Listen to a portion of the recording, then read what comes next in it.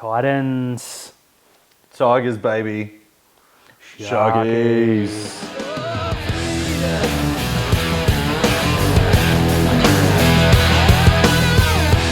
Hello and welcome to another episode of Rugby League Outlaws, brought to you by good friends at Top Sport and the Stubby Club. Don't forget to like and subscribe. Damn, what a weekend for Rugby League. What a weekend. Upsets galore as we head into Magic Round. Couldn't have gone any better. It couldn't have gone any better. Let's start with some big news that came out over the weekend, though. And the NRL is talking about taking round one to Las Vegas next year. Dan, what are your thoughts? Hate it. It is a publicity thing. I get it. Blah, blah, blah. We've got to break into the American market. Even though no one watches a game in Perth or Tasmania or the Territory and other places within Australia. You hold the game in the back end of Adelaide. PVL doesn't get to hang out with your A-lister mates. Wolverine and Gladiator. Yeah, look, I hit or miss. They were talking about taking the game to China. They've been talking about taking the game to Singapore, Hong Kong. Now they want to go to Vegas. I'm telling you, though, there's a real good marketing ploy that they could do if they took the game to America. Go on. You don't have to send a single Sydney team. Good, yep. You can just send the teams that have a reference to an NFL team.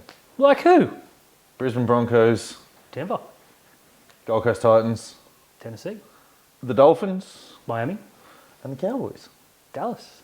You can just take those teams over there, dump them in America, and never bring them back. If you wanted to be cheeky, you could say the Dolphins playing the Cowboys and just not give any more info. They turn up and they're like, the hell's this? Oh, look, I get it. America's a huge market for sports and they want to bring rugby league into it, and they're talking about college systems and drafts, and that's how you can draft into the NRL and whatever they want to call the United States Rugby League over there. I don't care. It's just a gimmick. If it's going to bring money and sponsorship into the game, I don't care. I've seen people turn and go, why don't you give that money to the grassroots? What does that mean? I don't know. It's just the easy, if we don't like something, give it to the grassroots. Yeah, what does that mean?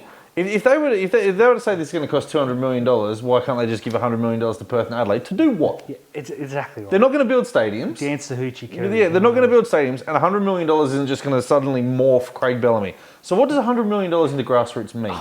I don't know. Send the game over there now because I'm annoyed. I'm happy that the Sharks aren't being linked to this and we haven't even been brought up. Mm-hmm. Two things. One, you wait an entire off-season for round one and you got to wake up at 7:30 in the morning on a Monday morning to watch your team. Miss me with that grief. Secondly, it's a 14-hour flight to LA and then you got to get to Vegas. So you're doing a 30-hour round flight plus to play a gimmick game? Yeah, I'd rather sit in Cronulla with my feet up, thank you very much. Give us the bye in round one. Yeah, I don't care about that.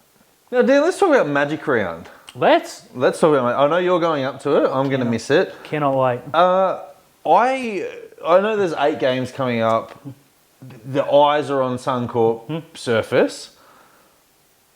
I'm going to ask you a question here. Please. Should there have been a game at Suncorp the week before, knowing how bad the surface has been? Absolutely not. No. Seems easy in hindsight, and I don't know why they didn't think about it. Completely. Brisbane didn't need to play their 32nd game in Suncorp this season, considering next week. The groundsmen should have had 2 weeks. Mm-hmm. Even last week, they should have held the game on Thursday or Friday night and had 2 full weeks to get it ready, because we were talking off camera, we're a little bit worried about the surface. Mm-hmm. Now, luckily, the forecast up there is really good. We've got sunshine at mid-20s all the way through to Saturday, and I don't care what happens on Sunday because I'm leaving early in the morning. A little bit of rain, though, and there's real trouble. Yeah, I was just looking at the surface on Friday night when the Bunnies and Broncos played, and any time a player made a sharp move, a big divot of grass came out, and then you see them running in and stomping it down, and I just don't think there should have been a game. I'm so stoked for Magic Round, right? It's great, but it's at the point in time now where it's like, can we just move it to the Gold Coast? Oh yeah, just there's other places up in Brisbane you can play football. Or can you just go like 12 hours north and go and play it in North Queensland? Yeah, I'm a little bit worried about the surface. Now hopefully this is all for nothing. Yeah. But your idea, Terry, you should be running the game. Yeah, I'm just saying this now. If there's one bad leg injury that comes from grass related. But anyway, I'm so stoked that it's that point in time for Magic Round at the moment. We're going to see the magic of... it's the Battle of the Fins, mate. The Battle of the Fins, the main event. They did this on purpose. They did it. You can't tell me otherwise. No, they looked and went, what's a marquee game? South and Melbourne? Now, just on Magic Round, the Sharks, the Roosters and Manly are hosting home games against Queensland teams and have come out and said that it doesn't feel like a home game. And listen, Manly take their game every year and they had done it before Magic Round against Brisbane just to get that revenue boost in there as well. And the Roosters next year will have the away game. Yeah, it's fine. The Sharks next year will have the away game. I don't really think these teams just whinged for it. I think the journos have just turned around and said, oh, let's see if we can get a comment. And someone's given a comment and they're like, this is the thought of all the clubs. Shut up, throw it out the window. It's been this way for like 20 weeks now because the draw's been out a long time before. Yeah. I'm not worried. It's good to get a crowd over like 12,000 for once. Dan, they did it. They did what? 276 days, but they won a game of football. Who are you talking about? Tigers. Nah. Yeah. They're playing Penrith. They beat them. They beat Penrith. They beat Penrith. In atrocious conditions at Bathurst. Absolute torrential rain. Don't make an excuse. I don't want to hear any excuses whatsoever. Like, I've heard Penrith turn around and say, oh, we were missing James Fisher-Harris and we're missing Spencer Linu. The Tigers ran out with Luke Brooks. It's a handicap. And they won. They did it. You know what the best thing about this? They finally did it. The best thing about this is I got a perfect ground because of the Tigers. Look, yeah, but also, there were rumours all week that they were going to arrest Nathan Cleary, and then they didn't, and they still lost. Yeah. And he had the worst game of the season. I put out a tweet earlier that was sort of tongue-in-cheek, but also not really. Jerome Luai can't play Origin. He's in terrible form. So Nico Hines goes in. I'd argue I'd put Nico in the 7 because he's in heaps better form than Cleary. If you were to ask me who the form halves were at the moment for New South Wales, it's Nico and Moses. Yeah, easily. Or it's Nico and Moylan. Yeah, or Cody Walker. Yeah, if you're talking about you got to have a combination, okay, well throw the Penrith ones out the window. Start again. And put the guys who are second on the ladder, the best New South Wales team at the moment. Yeah, but they don't have a funny Eastman thing. So very, very entertaining. Now, I acted like I didn't know, but of course we were down the soccer and we watched the second half, held our breath, thought even with a minute to go, oh, here we go. They're gonna. And I was like, what? Go the Tigers. Go those Tigers. Now, on the other side of it, the hyperbole, people are writing Penrith off. No, you can't write them off. They were missing Fisher-Harris. They were missing Linu. They're still adapting to their new system now. They're going to be fine. They're going to be in the top 4. They're by far the best defensive team in the competition. They've only conceded 99 points in 9 games or something. They lost the game by 4 points, right? Which is double their previous biggest loss this season. Okay, their attack hasn't clicked, but it's Penrith. They're back-to-back defending champions. 3 grand finals in a row, and we're writing them off because a couple of 1 losses. point, 1 point, 2 points, 4 points. That's their losses. Just stop it. We, as was correctly pointed out in the in heaps of replies quickly when I posted on social media, they post those comments in the room, being Nathan Cleary in the game, from Penrith. And that'll come out in social media in 6 weeks. When they beat someone 50 blot, they'll go, yeah, remember this time, at this time you said this? They got chips on their shoulders. Don't give them the ammo. They deserve to have those chips on the shoulders as well, but they did lose to the Tigers. Sucker fight, you lost. Now, Dan, Jack Wighton, he's been the talk of the NRL. It's been confirmed he's going to South Sydney on a 4-year deal. He's taken less money. It's seen lots of people lose their head and explode and blow up and say, how can he, afford to take a $300,000 pay cut? Yeah, how dare he only play for $900K? Yeah, the poor bastard. How dare he be on $750,000, $800,000 to live in Sydney and play rugby league? But we saw how much it meant, how much Canberra actually means to him. Hard-fought game, golden point. Jamal Fogarty, I said the first thing they do is they go and get Jack White and they give him the game ball because he was brilliant. He was the best player on the field, yeah. And then he just bursts into tears and he ends the interview with Lara Pitt, who did really well. She was fantastic. She did really well, and she tried to take the emotion out of the questions. Yeah. In the beginning, she was asking the emotional questions, and she tried to take the emotions out of the questions. Full credit to her in trying to bring Jack back. But it got too much for him, and he's walking around, and the cameras are on him, and he's trying to put the ball. Just leave the bloke alone. Leave the bloke alone. I don't want to hear his name now. They got what they wanted. Yeah. The interview was great. I love the emotion. The emotion, like we saw It players. shows how much it means to him. It's going to sound bad, but I love when grown men cry. It's so emotional, and you saw it in the NFL drafts, and they're crying, they're hugging their mums. Like ultimately, we're all kids just in big bodies. So it has been emotional. Now I did make a bit of fun saying that it's hard choosing between 1.1 million and playing with your mates, or playing with your best mate on 800K. Of course, that was tongue in cheek because we know the crap that he copped off field, and I dare say Ricky Stewart probably wouldn't have made his week overly easy. That's a decision he brought upon himself, but it is emotional. Yeah. You can't hold it in. I don't care how big, I don't care how much money you got. You go into somewhere where you've worked, the better part of 10 years and been... 14 years he's been contracted at the Raiders. The best player for the past 6 or 7, probably. And you go in and say, hey, look, I'm moving at the end of the year. There's got to be some emotions. I love that it was brought out. Yeah. And I wish Fox had left him alone after. So, in Canberra born and bred and signed with him as a 16-year-old. He's 30. Yeah. So He old. Yeah, but that's his entire career. He's got every right to... He's taken Canberra to a grand final. He's been the best player in a grand final that they didn't win. He's been the best player in the season for Canberra. He's been the best player in the whole competition. Yeah. As a Raider, he's done everything he can bar win a premiership. He's going to win. And he doesn't feel that he can win a premiership at Canberra now. He's got every right to go and do it. He's intelligent too. Just before we move on... Well done. Thank you. Don Ferner, the CEO of Canberra, has said, when he re-signed, he said, Jack could have got more money elsewhere. He signed for a chance to win a premiership, and Wighton came out and said, we're building towards a premiership here. He's done the exact same. He signed for less money, chasing a premiership for South, and suddenly it's the end of the world. So breaking over the weekend, Kyle Flanagan looks like he's on the move to Manly to beat his 5th club in 6 seasons. Yeah, not real good. Now, No, not real good. Considering we had him pegged as a long-term halfback for... Yeah, you could always... It's a sliding doors moment, right? You can turn around and go, what would his career have looked like if he'd stayed at Cronulla? And I think that he would be our 6 right now. He was just, he was in great form. He was comfortable. Yep, absolutely was. He's taken the rap of, the Roosters, you can be our next Cooper Cronk, you can be the long-term halfback for us. Can't blame him for Bolton. Didn't work out there. He's gone to the Bulldogs. It hasn't been great. I think this is his last shot at the NRL. I absolutely agree. It also puts him back with his father, which we saw him play his best football at Cronulla. When it started to go off the rails when his dad left Cronulla, or was pushed out of Cronulla, however you want to remember it. Yeah, look, Flanagan has not lived up to expectation. I don't think I'm being unfair in saying that. There's still a footballer there. We see moments where you think, geez, this kid could play, and then 2 minutes later he's doing something stupid. And you're like, it's very frustrating as a fan because I met the kid years ago at a trivia night, and I was taken aback by how nice he was. They were all nice, but I felt he went the extra mile. So that personal touch makes you root for him a little bit more. Now, I think it's a good pickup for Manly because it's low risk. He can't be, costing them anything. He's better than Cooper Johns. Yeah, and I would say he's better than Josh Schuster. Now, I know Schuster that can't get on the field. I don't know if you've even seen, but there's been a report earlier that there's been an altercation training involving Josh Schuster.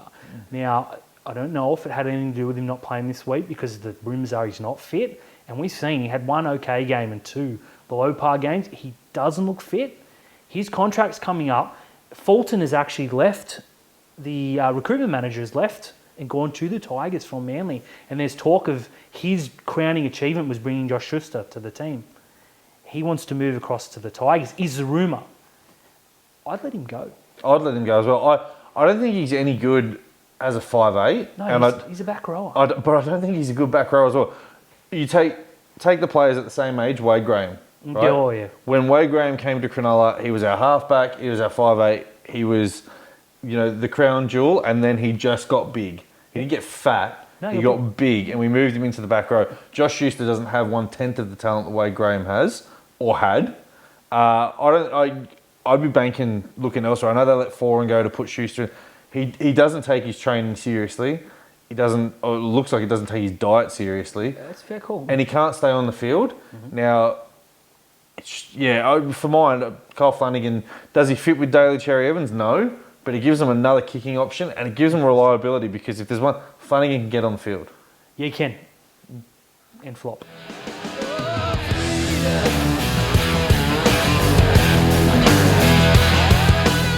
Jerry. Talk to me, Dan. Trying to talk some black, white and blue. Now, mate, if I had cigars, I'd be lighting one up after this week. That win. That was the performance. Now, I dare say, Terry, and this is going to be a little bit controversial, but we still haven't had an 80-minute performance, but about a 78.5-minute performance is pretty darn good. Yeah, look, that's up there with one of the best games we've had under Fitz. Absolutely. We missed 13 tackles. That's good. Our completion rate was good. We didn't give away what you would call dumb penalties. Like Ramian obviously went to put the big hit on and just got his timing wrong. It happens. You're okay with that? Yep. Yeah, there was a microfraction in it, the same as Cohen Hess hitting Nico Hines. Yep. Hines' foot was that far from landing, and it's you're talking about it's a perfect tackle. Yep. Perfect. But yeah, so there wasn't any of these. Why did you flop on him? Why did you lay down too long? Super in the play the balls. Yeah. Only 2 ruck infringements for the whole night. God, that is so good. Yeah, that is very unshark-like. I was just by everyone. What a night. Now, there was probably about a 5-minute spell where Tom Dearden, we just forgot to... Yeah. There must be a rule that we're not allowed to tackle Tom Dearden at Shark Park because he did it to us. Well, Kennedy actually tackled him this time. Oh, well, that's once good to he know. got in. But he set up and then he set up the try as well. Now, Ronaldo got absolutely unced. Like, he just... It was good to watch. It was probably the reality check you needed of the game. Now, he got up and I thought he was going to get him because that was right where we were. Yeah. And Ronaldo hit the ground and he was very angry with himself. But he didn't get silly. He got the last laugh. And he made a point of saying that on social media. He owned getting owned. It happens. He got palmed off. It happens. He came back and he 10-8'd Caulfield on the night. To be fair to Ronaldo in that instance there, he chased in and then turned around and chased back. So he was off balance, right? He did everything right. It was just unfortunate. And the other thing as well is I don't think that he quite trusted Kennedy to make that. Kennedy had made the tackle in the previous one before, but Ronaldo came in where I don't think he needed to because Kennedy had him covered. But it's the case of if Kennedy misses that tackle and Ronaldo hadn't come in, Dearden's going to score. Spot on. So it's tough to make those decisions. And in the end, he made the right one because he came in and he still got a good shot at Felt. He did. Felt just hit him with a it was fantastic. But as his social media post said, he got the last laugh. And boy, did he get the last laugh. It was a clinical performance from everyone. I want to say, like, Will Kennedy didn't score a try and people were saying it was a quiet game. Give me 150 metres and a try assist and soft hands and Tryman in the back line and a try-saving tackle. People have been saying his defence was bad. He didn't get caught out once. Nope. He took every Chad Townsend kick, which isn't hard, and he was there to cover everything that you need him to do. Our wingers were sensational. Shane Katoa had no right to score that try. No, he didn't. He had Dearden and Holmes, and he scores under the post. Put them both into row C. He returned the favour. He was real good. Yeah, he was really good. Ramian was real good on his birthday. Shame they took that try off him. That was right in front of us. Looked fine to me, but a little bit biased. Talakai, again. Soft hand Sif. Brilliant. Oh, the touch of Talakai, mate. Comes across that ball, he just knocks it. Takes the shot. You see those shots that go on Talakai, penalised. Yeah. But because we score tries, no one says anything about it. But let's talk about him. We have to talk about him. Nico Hines. Can you say any more about him? What's left to be said? He is just so good at football and so good at life. Face of rugby league. Just think, how different we could be without... I don't want to think about it. That's a scary thought. But when they were announcing the Paul Green medal, everyone knew it would be Nico Hines, right? Yeah. Because he was the best player on the puck by a mile. But when he got it, I love him so much, Terry. I think there were a number of players who could have got it. Obviously, Nico was the standout. I've seen people give their 3-2-1s and not even have him in it, and so they need to go and watch the game again. Yeah, Completely and thoroughly disagree. There were other good players, of course. Well, Talakai was very close. Blake Brayley. Since the bye has been absolutely sensational. True. Yep. He's outplayed Brandon Smith because Brandon Smith had a really good game against us. He's outplayed Reid Marnie. Yep. Agreed. And now tonight he outplayed Reece Robson. Yeah, who is... So you've got a guy who's a New Zealand international. Reid Marnie, I'm pretty sure, has played for Queensland or been around the camp. Yeah, he was almost there. And Reece Robson as well was in the New South Wales camp. Who's probably number 3 in the hooking. And you take that back to before the bye where he was absolutely embarrassed by Wade Egan. So these are the battles. We always say if you go out there and you can win more battles than you lose, and that is an important battle to win, and Blake Brayley is winning it now. Completely fair. Now, I want to take a moment to Oregon Kafusi. It's got to stay as a starter. Yeah. It's a real shame that Braden Hamlin-Uele got injured because he's in career best form. Yeah. Now, last year it was pointed out he was real good until he got injured, and maybe he came back a little bit early, etc., etc. But when he got up and he threw that ball, 1, he had every right to. Absolutely. 2, he had the adrenaline because when he cooled off, he grabbed at his knee. Sat back down, yeah. I'm so happy that he hasn't done an ACL. Obviously, 4 weeks. It's going to sound bad to say is a great result. Yeah, absolutely. That was a disgusting tackle. That is a textbook hip drop. Nanai getting 4 weeks, you triple that. That is a horrible, horrible tackle. That's a season ender, seriously. Yeah. And his Todd game Payton. beforehand, oh my God. Todd Payton turned around and said that there was nothing in that tackle. Todd Payton's been found out. He's a fraud. He's a fraud. Anyone who voted for him for Coach of the Year last year should hand their credentials back in. He's pathetic, right? And he was pathetic at the Warriors as well. Mm-hmm. And last year he was kissed on the proverbial by a draw that saw them leave Queensland 5 times. Right place, right time. Yeah. Speaking of not so good, Chad Townsend. Oh, it was great. I just want to... That's the best performance he's ever put in at Shark Park. That was where I was going with Yeah. this, so thanks for stealing my thunder. At halftime, I checked my phone because I was expecting plenty of, geez, we're playing Wells. And my DMs lit up. And I thought, oh, what have I said? This is going to be bad. Everyone's like, hey, you're right about Chad. I know. Yeah. We've been saying it for years. We've been saying it since 2018. And last year we copped a bit of flack. Thank God Nico played so well because everyone's like, how good's Chad? I wouldn't worry about him. He got hooked. I don't care what. Oh, my ow. Give me some ice. It's the Chad Hooked. Townsend tax. Hooked. Second year. Fantastic. Speaking of second year, have you ever seen anyone drop off as badly as Jeremiah Nanai in second year? No, his it's great. stats are despicable. Check zero tackle. He's averaging about 40 metres and about 8 missed tackles a game. 900k, Terry. He had the big deal in front of him and he backed himself and hasn't done himself any favours Probably whatsoever. take a 2-0. Now, let's talk about some unshark-like things. We've got the best attack in the competition. We've played 1 game less. We've got the best points per game, obviously. Mm-hmm. We've got the best points differential. And the big criticism of Cronulla is their defence. Yep. And the defence is improving. Now, since copping 32 against the Warriors, we had the bye, Mm-hmm. and Fitz said the boys went back to the basics. Kept the Roosters to 12. Mm-hmm.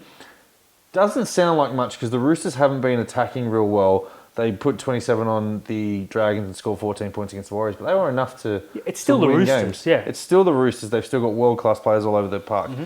Now, you can turn around and say that the performance against the Dogs wasn't real good, but you've seen the Dogs. They drag you into a game that you don't want to play. They score a lot of points, and there was that forward pass that shouldn't have been given. Yeah. So I'm going to say 12. 14 it was. 2 points less for Matt Burton being so bad. 12. Yep, there you go. And Kyle Flanagan flop, 10. And 6 points against the Cowboys, who scored the most points in the competition last year, and have got Val Holmes, Scott Drinkwater, Reece Robson, who can. Nana, who scores 90 tries. Kyle Felt always scores against us. Yeah, he does. 14 tries in 9 games now. That's pretty ridiculous. We should have signed him because he loves scoring a try at Shark Even when Park. we flogged him in the prelim, he still scored a late double or something. So he hates us, which is fair because I hate him too. Now, Terry, I have an apology to issue. Mm-hmm. Sif Talakai. Let's talk about this. I apologise for Dare and Sir Fitz have given Taylor Great Man for doubting him, saying that Sif should be back in the forwards. I was wrong. I'm happy to admit it. I was very, very wrong, and couldn't be happier to be wrong. And the best thing about you being wrong is Sifa Talakai saved us a lot of money in the open market. Very true. Because if you go and put him... I think, there were times where he was getting caught out, right? Last year, and whether it was fitness or whether it was he hadn't played there for a while. But this year he's made the centre spot his own, right? He's up there in try assists, metres per game, tackle breaks, post-contact Got a meters. try on the week too. Yeah, scored his first try. Do you think that's got anything to do with him having long hair again? I don't think that's a coincidence. He cut it in the off-season, forgot how to score tries. As soon as he lets it flow again, just saying, There you go. might be worth looking at. Might be worth. It's the beard as well. True. Everything's gone different for him this year, but he's still brilliant. If you take him out of the centres and put him on the bench, you're taking away 40 minutes of impact. And who are you putting in the centres? There isn't anyone better at the club. Nope. Absolutely. So yeah, I've been fighting that battle all along that he is the best centre at the club. Except Jesse Raming. I'll take it. But let's talk about this weekend. Yeah, We're the first Battle of the Fins. The Battle of the Fins. Battle of the Fins. 1, we spell it correctly. Yep. Please go on. 2, we're going to win this game. Here we are. Yeah, I'll absolutely. be very disappointed if we don't. Now, I've seen people come out and say, if we lead 20-0, it's trouble because they kick come in back, yeah. and we can't hold 20-0 leads, as we saw the other night when it looked like, oh, here we go again. Yeah, I know. I'm not worried. I think we put 40 on them. Yeah, I hope we put 40 on I them. hope we Jinx, put jinx, 40. jinx. I think we'll win the game, and it'll just be. You're just waiting for the Dolphins bubble to burst. I think that we've got the team that's absolutely going to go up there and burst it. At the same time, this is just going to be a fun game. It's going to be fun. I think it'll be high scoring. This is the game they should market every year. Like, this is a Magic Round game every year. Sharks and Dolphins should be the Magic Round game, Battle of the Fishes. Their home game, though. Well, no, alternate. Yeah, I'm cool with that. I don't care. I'm very, very, very much excited. And now it's the Cynic segment. Cynic segment, yeah, the NRLW signings. Let's go. Now, you got some breaking news for us about Holly Wheeler? Yeah, she's done a knee, which is a real shame. So she's been ruled out of Origin, which is a couple of weeks away. Was she involved in the Harvey Norman Women's Grand Final? She was the Bulldogs' best player or top couple. Missed the Grand Final, which is a real shame. Could have used her in the 1-0. You heard that right, 1-0. Yeah, Mounties kicked a late field goal. Yeah, last year we were at the game and unfortunately got lost on a late field goal. Albeit that was about 40 to 38 or 21-20, yeah. So a much different game. But yeah, Holly Wheeler is hopeful to be back by round 1 of the NRLW. I don't know, in that kind of injury, you sort of haven't seen that too often with the women to know what the comeback is. But yeah, we wish her the best because she was a marquee signing for good reason. And she would have been picked for the Blues. So speaking of signings, Dan, I'm going to throw some names at you. We're going to save the best for last. Oh, yeah, please. I'm so excited. But I'm going to throw some names at you. You tell me all about it. Tegan Dimmick. Lock forward. Yeah. Big body for the women's game. Very quick. Any relation to Jim? I believe it's yes, but please don't quote me on that. Please don't quote us on that. Yeah, a quick Google will probably prove me wrong, but I believe so, yes. We're doing our best. Now, Talay Holmes. Yeah, second rower. Another, I say big body with the greatest respect, obviously. She's a second rower. She can be a little bit bigger than the wingers. Looks good. Did a quick Google of the highlights. Got a couple of that we'll touch on in a minute from the Dragons, which is always very delicious. But yeah, I believe she was under 19 Origin rep too, so that's another one. Another feather in the cap. Now, speaking of left wingers, we've signed Andy Robertson from Liverpool Football Club. Yeah, speedster from the Dragons. She is listed as a centre, but could move to the wing pending another potential signing that we won't go into. Big name signing that we're hoping for. But yeah, lots of speed out wide, which I, obviously having no wingers in the squad, she's a bit faster than who we had previously. But yeah, I'm another exciting one. Premiership winner joins us in Kiana Takarangi. This is a big one. She's one of the unsung heroes. I believe she got 4 tries in 5 games, or vice versa. So she can find the line, which is unusual for Newcastle. Yeah, but in saying that, when she was announced, McDougall. When she was announced that she had joined the Sharks, I saw a lot of people, staunch supporters of the NRLW Knights team, saying it was the Southwell sisters and her were the priority re-signings, and we've got ourselves a good one. Now, all of them, including the one that I'll mention in a minute, have played for Cronulla at some level, be that Tasha Gale, the New South Wales Cup equivalent, the Harvey Norman's premiership, or were contracted to Cronulla at one stage, except Emma Tonegado, who I'm christening as a lifetime Shark, just because she's so damn good. And now the final signing. You believe she's going to be our inaugural captain? I have zero doubt she'll be our inaugural captain. A leader and a superstar, one of the pioneers of the game. And just a down-to-earth good person. I'm, borderline in love with this woman. Maddie Studden. She's fantastic. Now all the rumours were she was going to Canberra. Yeah, and we were almost sold on that. I had a little bit of info, so I didn't lose my mind too much because believe me, I would have. Now at half time, they said, "Hey, we got some NRLW news," and they had five ladies. Now we were a long way away, so I was looking at the screen. Maddie Studden standing in the middle. All the other girls wearing blue polo, she's in the black polo, and I'm thinking, why is she wearing a different colour? They went 1, 2, they skipped her and the other 2, and then they came back and said, of course, Maddie Studden. And I was like, you sons of bitches. You made me wait They made you wait for Maddie Studden. I know they did that on purpose, just to annoy me, but... Gaz definitely did that. He said, oi, boys. Everyone there at the club was going, we've got to announce Maddie first. He's like, nah, 10. She's got to be last. Step her back, put her in a different colour polo. This is brilliant. She was woman of the match, or player of the match, however you want to put it, in the inaugural Origin series, and it was a cheat code. She was too good. Now, obviously, she's a little bit older than a fair amount of the other players we've named, so she's at the tail end of her career. She was let go from Parramatta despite being one of their best players. Worked out okay because they made the grand final in their second season. Didn't have a contract last year, which we thought was pretty disgusting.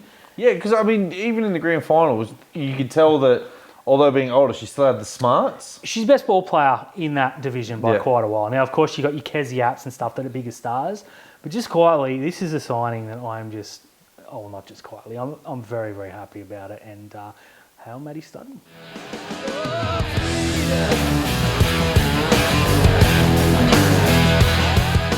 Dan, Talk to me, Terry. it's time to talk some Magic Round top sport tips. Top sport tips. Now, I'm feeling another perfect round. I'm feeling a perfect Magic Round here. Of course. Yeah, I mean, absolutely. Duh. Now, no Thursday night game this week. It's a real shame. Start Friday, 6 o'clock. The opener for Magic Round is not real Magic. No, they're easing in. It's the Canterbury Bulldogs against the Canberra Raiders. Look, Dogs coming off a nice win against the Dragons where they dug deep, held in. They were the less terrible side, let's Yeah, face it. and they didn't deserve, they shouldn't have won that game with the squad they put out. They didn't deserve to win it. Canberra shouldn't have won either. Carl Olawapu looked pretty good in his Yeah, I think debut. he's the I think guy. he's the way forward, yeah. Josh Reynolds would be out of that team, quicker than you can say Kyle Flanagan.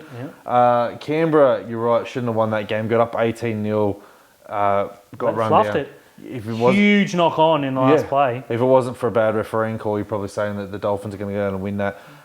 In saying this, I am going to pick the Raiders. Yeah, me too. Now, obviously, there's no home ground advantage this week, even though there very much is, but not for this one.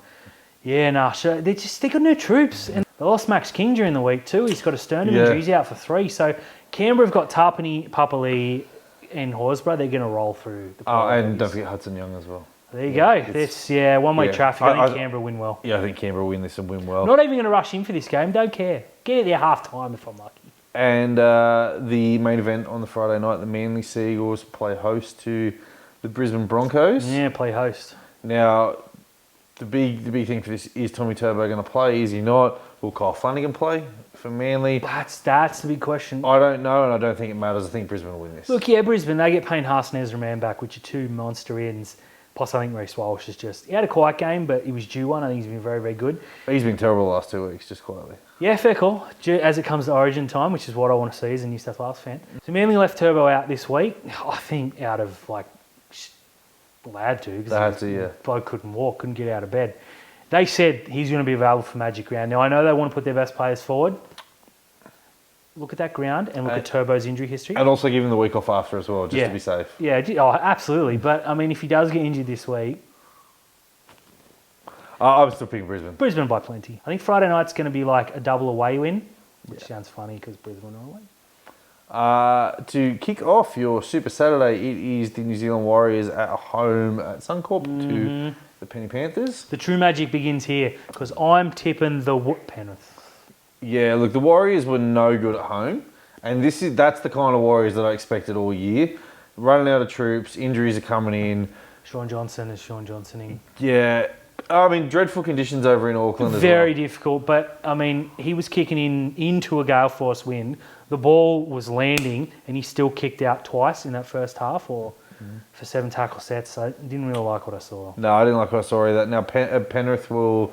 It's the first time since 2019, I believe, that they'd lost 2 in a row. Now, someone said that they had lost 2 in a row prior. That could have happened. I think it might have been Tigers into Sharks, where they rested players after Origin. Yeah. That sounds about right in 2021. Illegitimate. But that's right. It was illegitimate joy.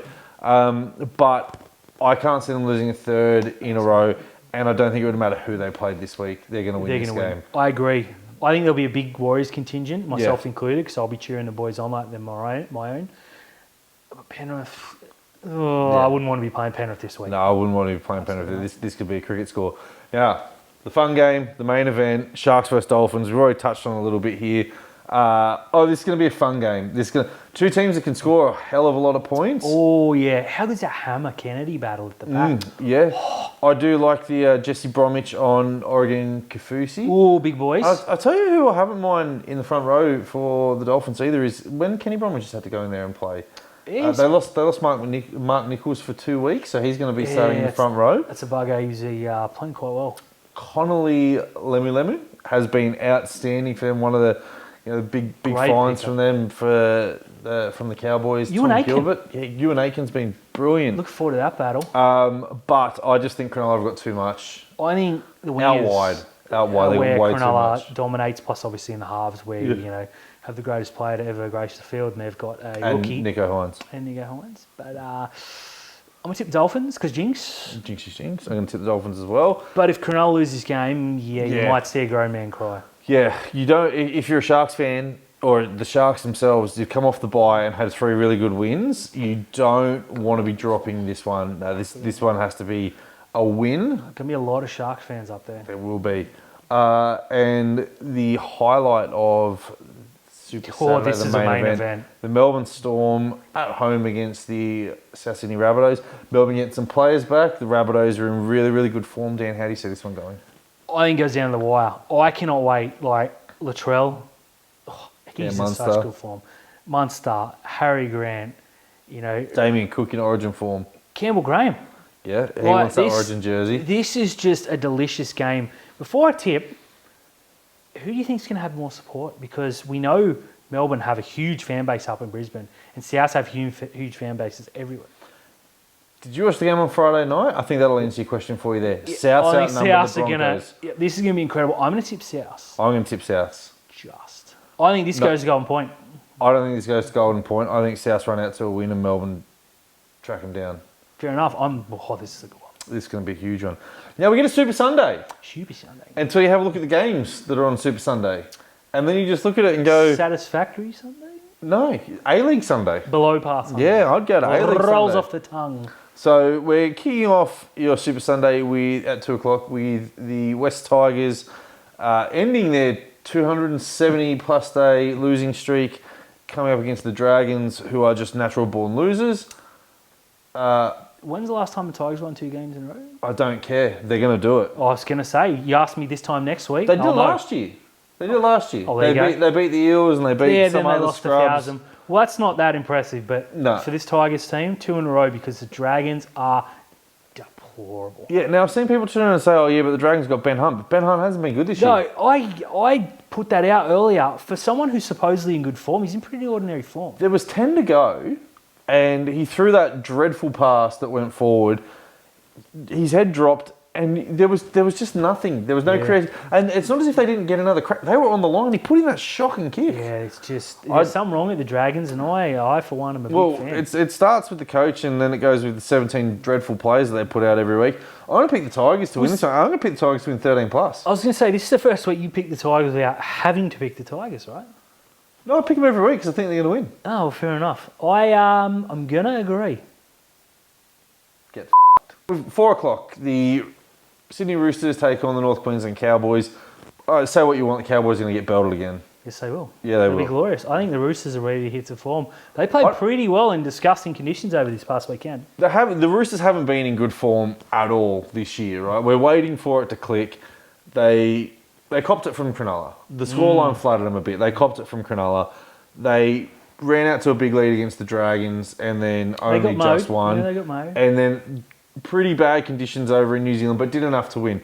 I like the move for Joey Manu into the 6. I don't like Luke Keary as his partner though, but I don't think Sam Walker's the answer. So I don't know what you do there. I don't know if you can go to market for a halfback. I don't think there's anything there at the moment. But there's enough talent in this Roosters team. Their forward pack's big. No Tamalolo for the Cowboys. We've seen how much of an impact he is as Although that might be a good thing, the way he's playing.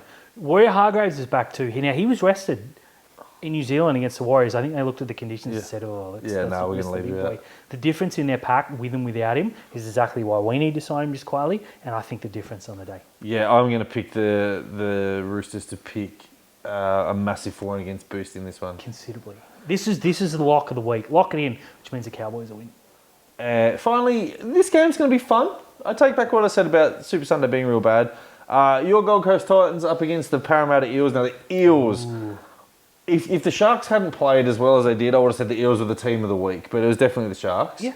1,000 line breaks, scored 7 tries, and by my count, they blew 5. Yeah. Potentially 7. Now, last week on the show, you can go back and watch it. Please do if you haven't. But we said that Mitch Moses needs to stand up, Dylan Brown needs to stand up with him, and Gutho needs to finish it off.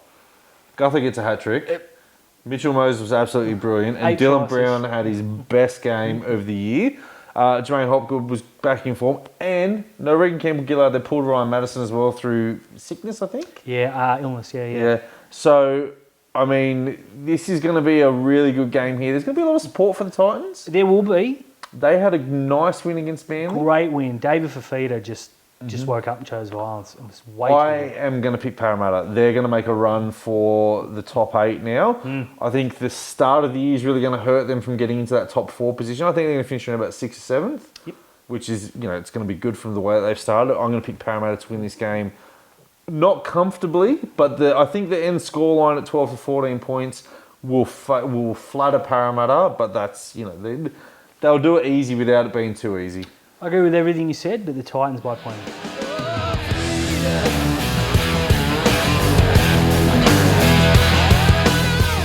Hey everyone, thanks for tuning in to another episode of Rugby League Outlaws, brought to you by our good friends at Top Sport and the Stubby Club. Don't forget to like and subscribe. Give some love, give some feedback. We love you, old cynic. Please comment. It helps algorithm or whatever our producer says. Follow us. Make sure you like and subscribe to everything. Good content. And Dan... Magic round, baby.